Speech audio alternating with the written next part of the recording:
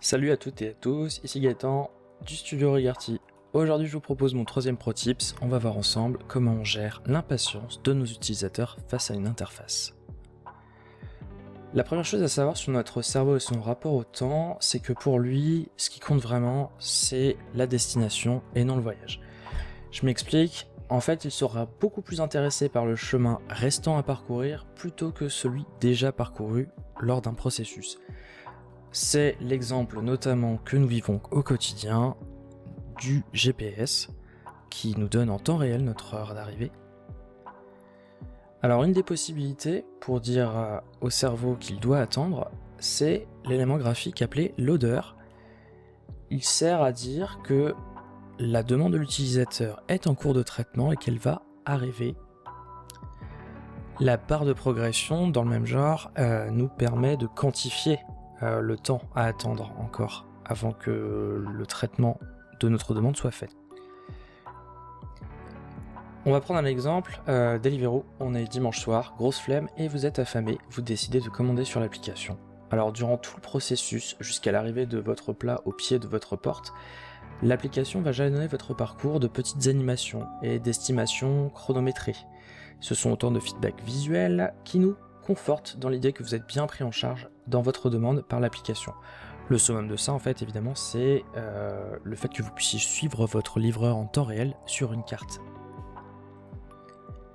La deuxième chose qu'il faut savoir sur le cerveau et son rapport au temps, c'est que il déteste quand il ne se passe rien, et notamment à l'écran.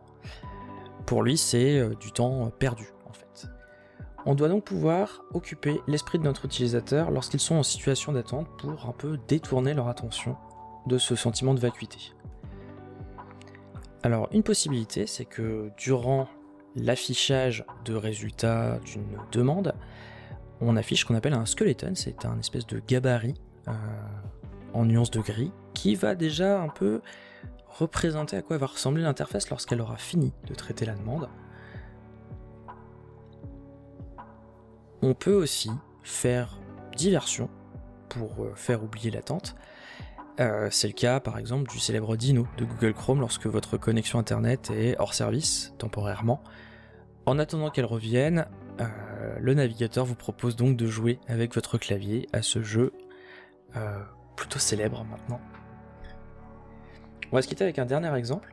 Les joueurs de jeux vidéo le connaissent très bien, c'est les transitions de chargement entre des niveaux qui peuvent prendre parfois beaucoup de temps. Ici on a l'exemple d'Assassin's Creed qui vous permet de pouvoir continuer à jouer votre personnage et en plus vous distille de temps en temps des petits conseils pour prendre en main le jeu. C'est une façon un peu de rendre l'attente utile et agréable en même temps. C'est tout pour aujourd'hui. Si ce contenu vous a plu, comme d'habitude vous réagissez, commentez et partagez cette publication. J'ai toujours en cours mon enquête de recueil du besoin pour laquelle je compte encore sur vous. Elle concerne ma formation UI, UX et Figma qui est prévue pour le premier trimestre 2025. Elle s'adresse à un niveau débutant pour atteindre un niveau avancé en une quarantaine d'heures. Donc n'hésitez pas à la remplir si vous ne l'avez pas déjà faite, elle prend environ 15 minutes. Et elle vous garantit 5% de réduction sur votre première commande. Alors merci d'avance à ceux qui voudront bien jouer le jeu. Je vous dis à bientôt pour un prochain Pro Tips.